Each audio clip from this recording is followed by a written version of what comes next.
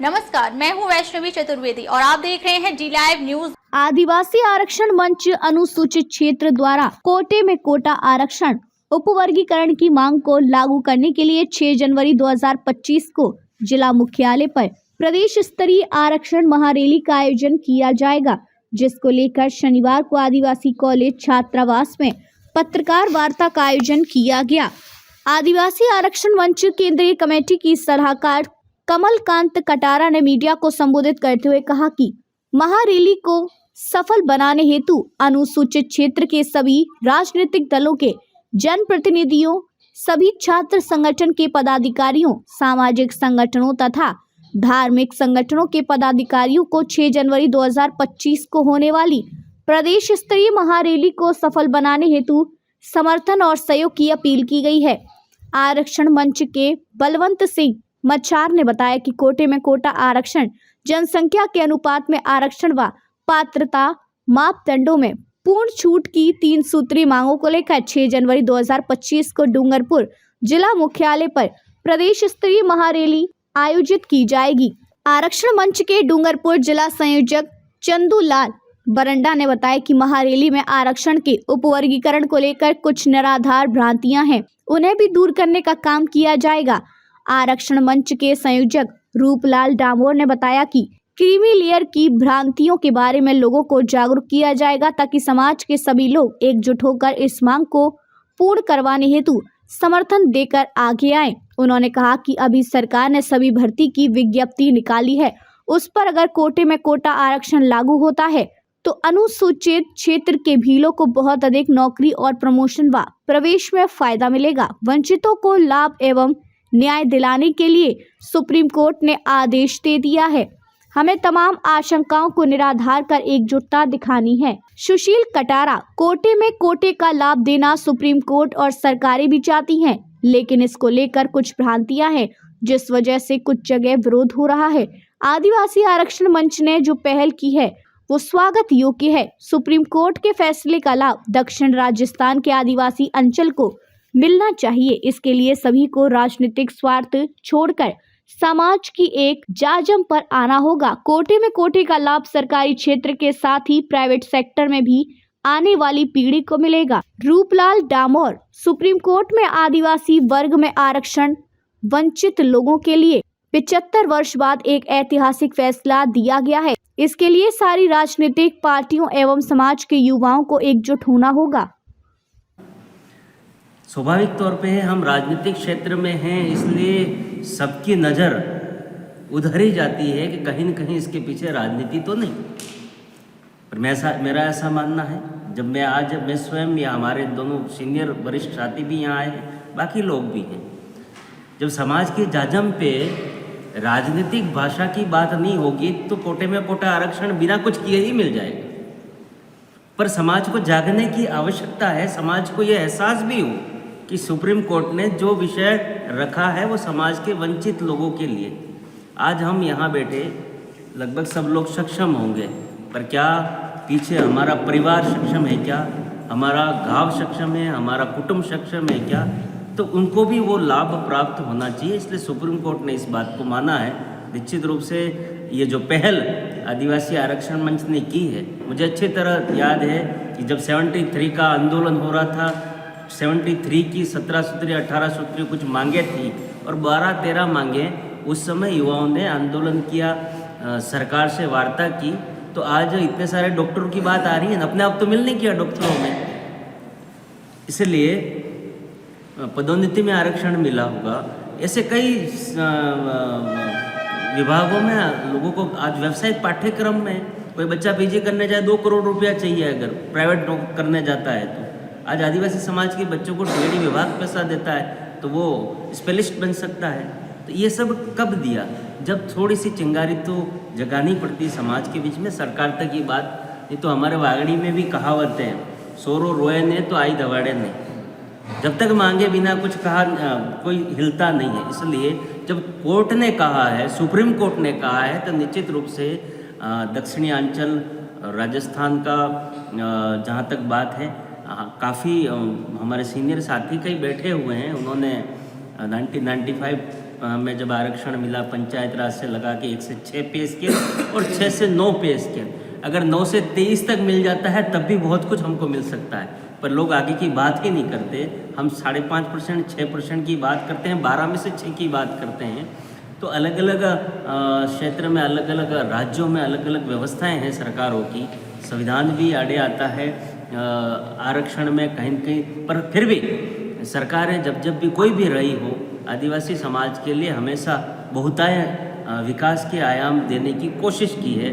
पर आज हमारा समाज थोड़ा सा सक्षम भी है, पढ़ा लिखा है, सोशल मीडिया का ज़माना है, तकनीकी हमारे पास में है, तो निश्चित रूप से लाभ कोटे में कोटा इस क्षेत्र को मिले, जिससे हमारे यहाँ पर लोग आगे। हम लोग एकत्रित हुए हैं कि जिस प्रकार से संवैधानिक हमारा अधिकार है, जनजाति वर्ग के लिए 12% व्यवस्था है, और उस 12% में से कोटे में कोटा टीएसपी एरिया को किस प्रकार से मिले, इसी विचार को लेकर के हम लोग यहाँ प्रेस कॉन्फ्रेंस के तहत एकत्रित आए हैं। आदरणीय कमल किशोर जी बांसवाड़ा से पधारे हैं, आप आरक्षण मंच के राज्य के अध्यक्ष हैं। आदरणीय रूपलाल जी और हमारे दोनों पूर्व के एमपी साहब और दोनों ही जनजाति क्षेत्रीय विकास मंत्रालय को देख चुके हैं। आदरणीय रूपलाल जी विराजमान हैं, प्रधान जी हैं, और गणेशिया जी बरांडा जी हैं, दोनों कांतिलाल जी हैं, और हमारे पूर्व मंत्री आदरणीय सुशील जी कटारा विराजमान हैं। जिस प्रकार से अभी दोनों विषय विशेषज्ञों ने आपको बताया है कि किस प्रकार से कोटे में कोटा लागू होना चाहिए। आज देश आज़ाद हुए 75 वर्ष हो चुके हैं, 10 वर्ष हमारा रोटी कपड़ा और मकान में चला गया, हमें यही पता नहीं कि करना क्या है, क्योंकि शिक्षा आने में हमें काफ़ी देर लगी, और हमारे मूल अधिकारों को किस प्रकार से लें वहाँ तक पहुँचना तो बहुत दूर हुआ। जैसे तैसे हम केवल मास्टर, टीचर, पटवारी या नर्सिंग स्टाफ तक जाने लगे, और हमारे क्षेत्र में कोई अधिकारी बनना एक नामुमकिन हो गया था। कुछ लोग निकले तो एक स्टिग्मा सा हमारे ऊपर रहा कि एक क्षेत्र के लोगों में शायद बौद्धिक क्षमता नहीं है। लेकिन जिस प्रकार से एक हमें अभी कोटे में कोटा जिस प्रकार से 45% मिला, इसके बाद डॉक्टरों की बाढ़ आ गई, तो क्या कोई स्पेशल जनरेशन डेवलप हुई? ऐसा नहीं है, केवल हमारी सुविधाओं का विस्तार हुआ, जिसकी वजह से आज मेडिकल में हमारे बहुत सारे चिकित्सक दिखाए जाते हैं। लेकिन यदि यही कोटे में कोटा हमारे 6% या 5.5% जो भी हो, तो प्रशासनिक अधिकारी भी हमारे यहाँ से निकलेंगे। कारण क्या है? राजधानी के पास में रहने के बाद और आर्थिक संपन्न होने के बाद ये लोग सीधे सीधे कोचिंग क्लासेस और किस प्रकार से प्रशासनिक सेवाओं में भर्ती होनी चाहिए, ये सारी चीज़ें उनको सुविधा प्राप्त होती है। इस क्षेत्र का आदमी न तो वहाँ तक पहुँच सकता है और केवल अपनी क्षमता होते हुए भी कुंठित होकर के अपने ही क्षेत्र में रहता है। तो निश्चित रूप से मैं धन्यवाद ज्ञापित करता हूँ आप सभी का, जिसके भी मन में आया, और धन्यवाद ज्ञापित करता हूँ आदरणीय मुख्य न्यायालय का, जिन्होंने इस पीड़ा को समझा। क्योंकि आज हम एक विचार करके बैठे थे, लेकिन कोई बात।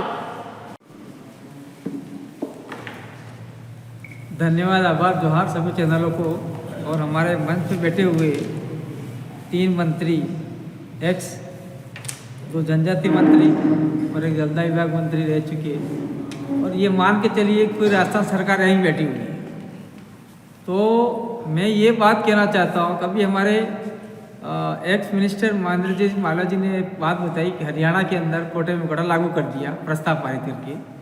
तो इसके साथ साथ में मैं एक बात और जोड़ना चाहता हूँ कि ये कोटे में कोटा कर्नाटक में भी लागू कर दिया। ये आपके चैनल के मार्फत से दिखाना चाहते हैं, कोटे में कोटा कर्नाटक में लागू कर दिया। तो क्या हम लोग आंदोलन करेंगे तो ही सरकार देगी? न तो हरियाणा में किसने आंदोलन किया, न कर्नाटक में किया। सरकार अगर हमारे प्रति संवेदनशील है और यहाँ के जनप्रतिनिधि चाहते हैं तो एक बार उन्होंने वार्ता कर भी दी है, ज्ञापन दे भी दिया है, और हम और भी दे देंगे पूर्व की बातें जिस प्रकार से हमने पहले दिए थे मिशन 73 के नाम से, उदयपुर, प्रतापगढ़, बांसवाड़ा, जहाँ जहाँ डूंगरपुर जहाँ जहाँ देने चाहिए दे दिए थे। और अब भी हम चाहते हैं कि अगर हम लोग ज्ञापन देवे, रैलियाँ करें, धरना प्रदर्शन करें, बिल्कुल शांतिपूर्वक लोकतांत्रिक तरीके से और अनुसूचित क्षेत्र के प्रावधान अनुसार हम लोग ये देंगे। हम कतई कोटे में कोटे के विरोधी नहीं है, वो मिलना चाहिए। आज डॉक्टर बहुत सारे बने हैं और इसके अंदर उसका मानदंड क्या होगा ये भी हमको दिखना चाहिए। मीणा और बिलो में होगा या बिलो में से बिलो का होगा, ये भी हमें कोई स्पष्ट रूप से कोई मार्गदर्शन नहीं मिला हुआ है। ऐसा नहीं हो जाए कहीं कि जो हमारे भिल लोग डॉक्टर, IAS जो बड़े फर्स्ट क्लास ऑफिसर बने हैं उनको हटा दिया जाए और जो दूसरे बिल है उनको मिल जाए, तो फिर हमारी लड़ाई हो जाएगी। इसीलिए ये जो हमारे जनप्रतिनिधि बैठे हैं वो एक बार सर्कुलर निकाल लेंगे सरकार की ओर से, और जहाँ मिला है वहाँ से निकाल लेंगे और निश्चित रूप से हम लोग इस आंदोलन को आगे बढ़ाएंगे। और हमारे जो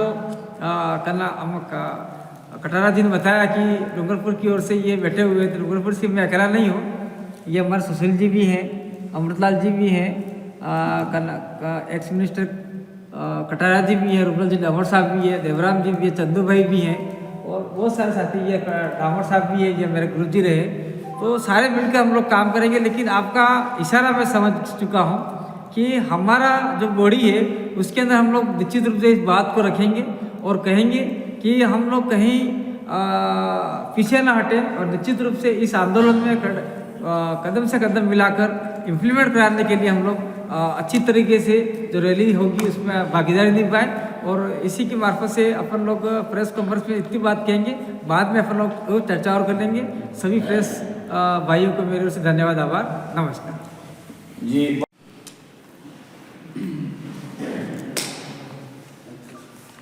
TSP क्षेत्र के अंतर्गत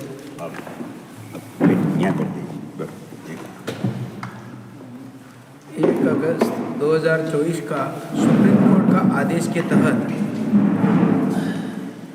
TSP क्षेत्र के अंदर जनजाति समाज का कोटे में कोटा की बात आई और उसमें बहुत गहरा चिंतन हुआ। ऐसे अवसर पर हमारे बीच में विराज आदरणीय मालवीय जी, पूर्व कैबिनेट मिनिस्टर, सलाहकार केंद्रीय कमलकांत जी, आदरणीय रूपलाल जी डामोर साहब, करासिया साहब और जिले के संयोजक जी, हमारे बीच में सभापति अमृत कलासवा जी, हमारे बीच में पूर्व शिक्षाविद और हमारे एसटी मोर्चे के प्रदेश उपाध्यक्ष कांतिलाल जी डामोर साहब, और इस विषय को लेकर के और जिसके कान में ये बात आई, ऐसे समाज हित के सभी स्वजाति सभी भाइयों, पत्रकार, हमारे बीच में उपस्थित मीडिया के सभी साथी, आज यह बड़ा गंभीर विषय है।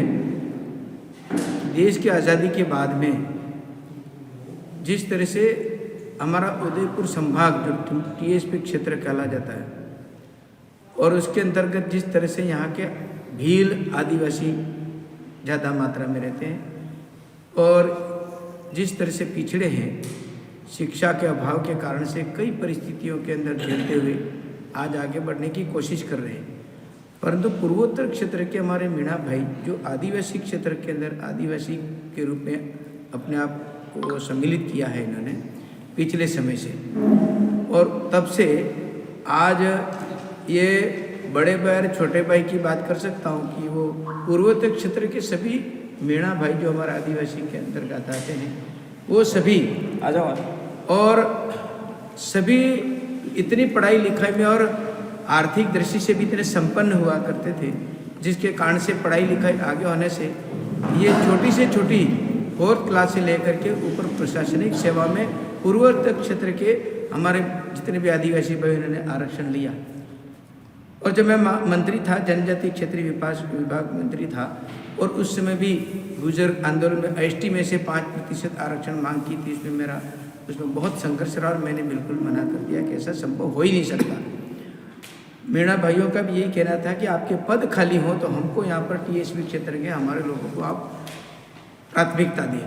तो मैंने वो भी मना कहा, क्योंकि इस क्षेत्र के अगर पद खाली रहे तो खाली रहें, लेकिन यहाँ पर यहाँ के क्षेत्र के लोग ही इसको लाभ लेंगे, पात्रता रखते हैं, और जब पात्रता होंगे तभी लेंगे, इसकी कोई हर्ज नहीं। उस बात को चलते चलते मेरे पास में कातूराम जी बागड़िया अपने यहाँ बैठे हुए हैं, वो कांग्रेस से बिलोंग करते थे उस समय। मैं राजनीति से ऊपर, कमलकांत जी ने कहा ना, राजनीति से ऊपर उठ के बाद जब एक व्यक्ति अपनी समस्या को लेकर के आया तो उसको जिम्मेदारी पूर्वक मुझे कहना जरूरी है।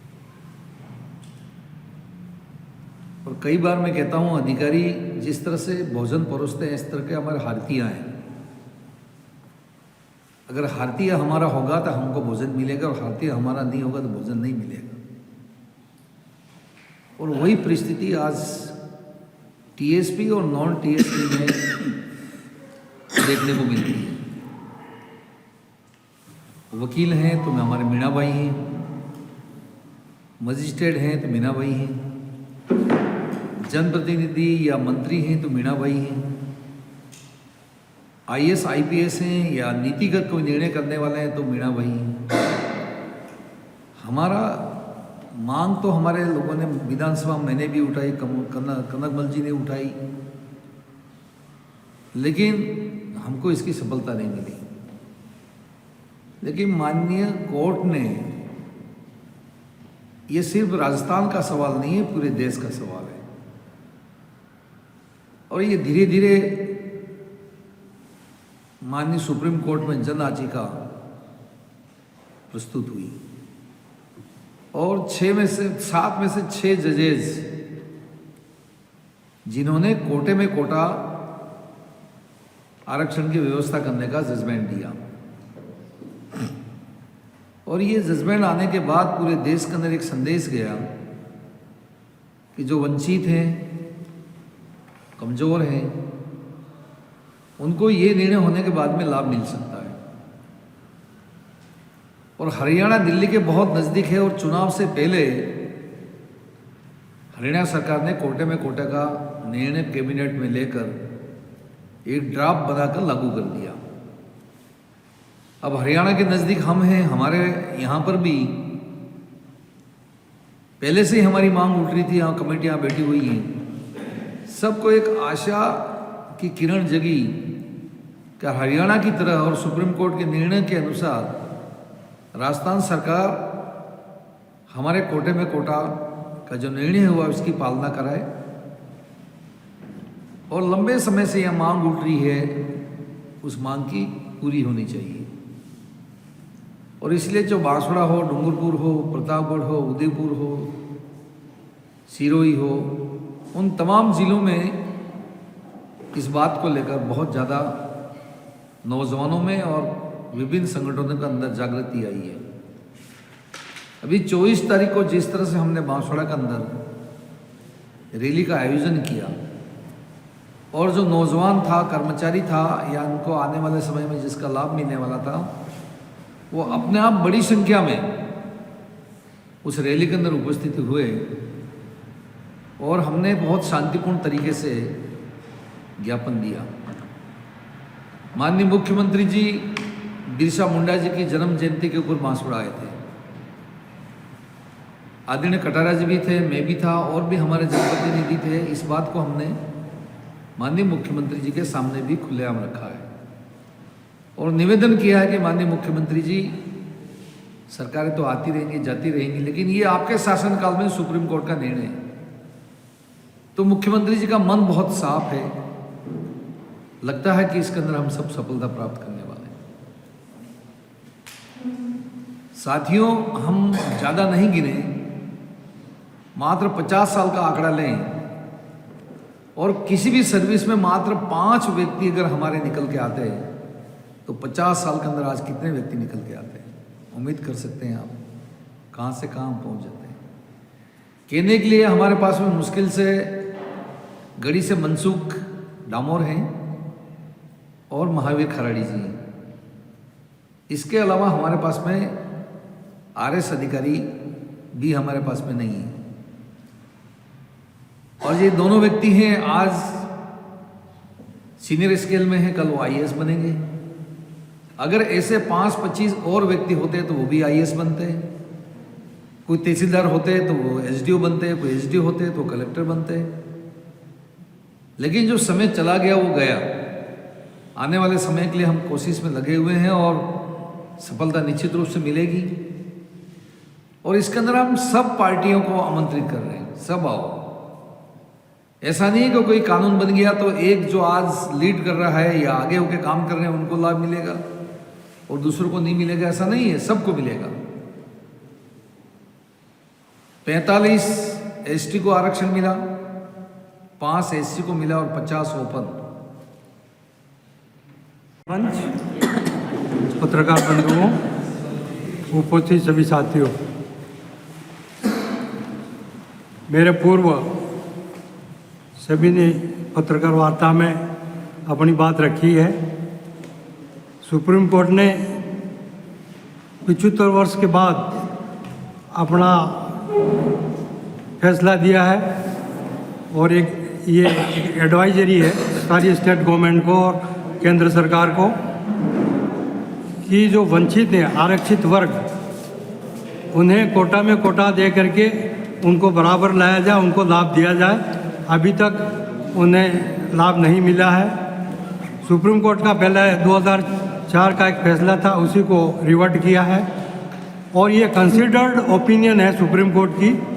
ये डायरेक्टिव नहीं है लागू करने के लिए, लेकिन एक सलाह दी है सभी स्टेट गवर्नमेंट को कि इन वंचितों को आरक्षण दिया जाए, मिलना चाहिए।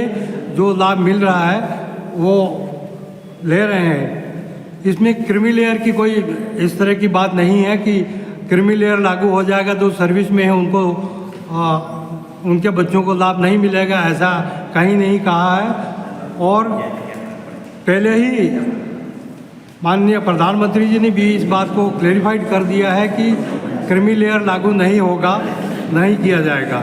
इसलिए कोई डर की बात नहीं है और सबको एक साथ मिल कर के सारी राजनीतिक पार्टियों को और सारे कार्यकर्ताओं को और हमारे समाज के जितने युवा हैं जहाँ से आए हैं उन सबको अपने अपने क्षेत्र में बहुत ही सक्रिय रूप से इसमें भाग लेना है। और हमारी 6 जनवरी को जो डेट तय की हुई है रैली के लिए, उसको सफल बनाएं ताकि सरकार तक ये दबाव बढ़े कि ये सारे वर्ग और ये आदिवासी वर्ग जो वंचित है सब चाहते हैं कि उन्हें ये लाभ दिया जाए और कानून राज्य सरकार बनाए। धन्यवाद। जय हिंद, जय भारत। समाज भी जागृत हो रहा है और माननीय सुप्रीम कोर्ट देखेगा वाकई में। सर, बीजेपी सरकार है और सुप्रीम कोर्ट ने आज यह प्रेस कॉन्फ्रेंस